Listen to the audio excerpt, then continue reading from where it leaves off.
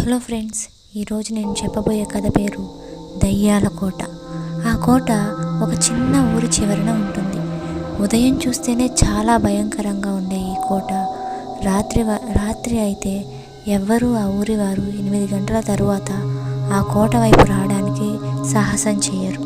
ఎందుకంటే 8 గంటల తర్వాత నుంచే ఆ కోట నుంచి భయంకరమైన శబ్దాలు, ఏడుపులు వినిపిస్తూ ఉంటాయి. కాబట్టి ఆ ఊరి వారెవరు ఆ కోట వైపు చూడడానికే ధైర్యం చేయరు.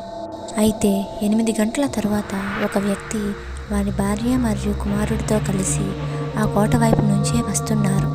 ఆ బైక్ మీద వస్తూ ఉంటే ఆ కోట దగ్గర బైక్ ఆగిపోయింది. అప్పటి వరకు శబ్దాలు చేసే ఆ కోట వాళ్ళ బైక్ ఆగిపోగానే ఒక్కసారిగా నిశ్శబ్దమైపోయింది. చుట్టుపక్కల అంతా నిశ్శబ్దంతో నిండిపోయింది. ఆ వ్యక్తి వారి భార్య మరియు కుమారుడితో కలిసి ఆ కోట మీదే నిలబడి ఏం చేయాలో అర్థం కాక అటు ఇటు చూస్తూ ఉన్నారు. ఆ కోట ముందు చాలా భయంకరంగా ఉంది. అయితే వీళ్ళకు కూడా చాలా భయం మొదలైంది. ఎక్కడా లేని నిశ్శబ్దం, చాలా అంటే చాలా నిశ్శబ్దంగా ఉంది. అయితే ఉన్నట్టుండి మధురమైన మ్యూజిక్ ఆ కోట నుంచి రావడాన్ని వాళ్ళు విన్నారు. అయితే ఇంత భయంకరమైన కోటలో ఇంత మంచి మ్యూజిక్ ఎవరు ప్లే చేస్తున్నారో తెలుసుకోవాలని వాళ్ళకి కోరిక కలిగింది. అయితే ఆ భయంకరమైన కోటను చూసి వాళ్ళకి భయం వేస్తుంది. లోపలికి వెళ్ళాలంటే చాలా భయపడుతున్నారు.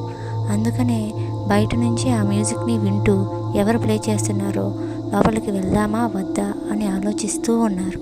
ఉన్నట్టుండి పెద్ద వాన రావడం మొదలైంది. అయితే వీళ్ళకి ఎక్కడికి వెళ్ళాలో అర్థం కాక ఆ కోట లోపలికి వెళ్ళిపోయారు. ఆ కోట లోపలికి వెళ్ళి అక్కడే ఉన్న చిన్న చెట్టు కింద నిలబడ్డారు. అయితే లోపలికి పోదామంటే వాళ్ళకి చాలా భయంకరంగా ఉంది. అయితే వాళ్ళ అబ్బాయి అప్పుడే ఆకలి అని ఏడవడం మొదలుపెట్టాడు.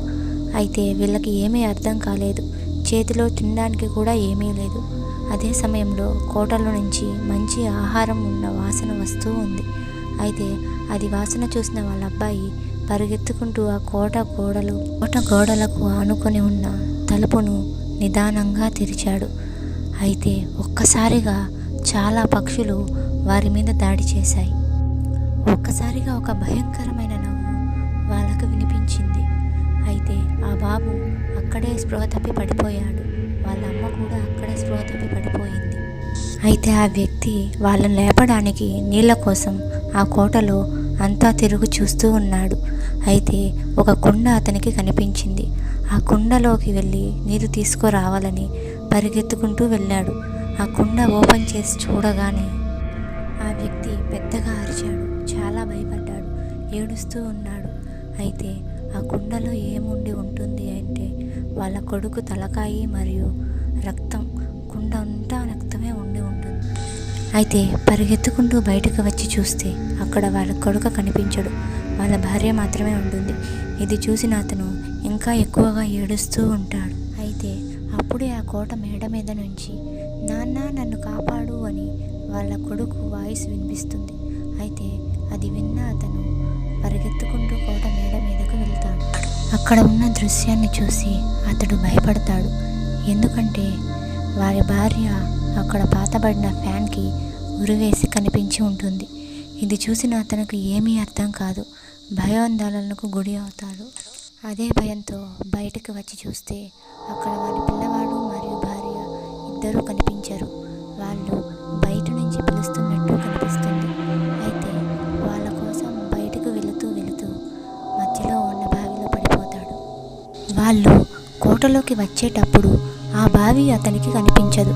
కానీ ఆ కోట నుంచి వెళ్ళాలనుకున్నప్పుడు మాత్రం ఆ బావిలో అతడు పడిపోతాడు. ఆ తరువాత ఆ కోటలో నుంచి భయంకరమైన నవ్వులు, భయంకరమైన శబ్దాలు వస్తూ ఉంటాయి.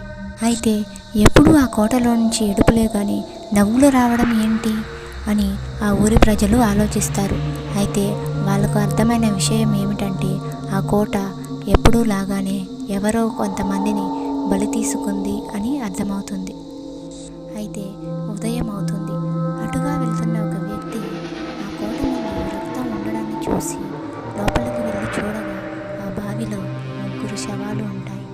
అయితే ఆ వ్యక్తి ఇదేం మొదటిసారి కాదు కదా, ఈ కోట ఇలా బలి తీసుకోవడం అలవాటే కదా అని ఆ ఊరి వారిని పిలిపించి ఆ శవాలని బయటికి తీపిస్తారు. అయితే అక్కడికి పోలీసు వారు వచ్చి ఇంక మీదట ఈ ఇంట్లోకి ఎవరూ రాకుండా ఆ ఇల్లు మొత్తం సీల్ చేస్తారు.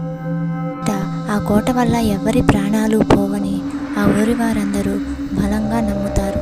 నమ్మిన తరువాత 1 నెల తరువాత ఆ కోట నుంచి మళ్ళీ నవ్వుల శబ్దాలు వినిపిస్తాయి.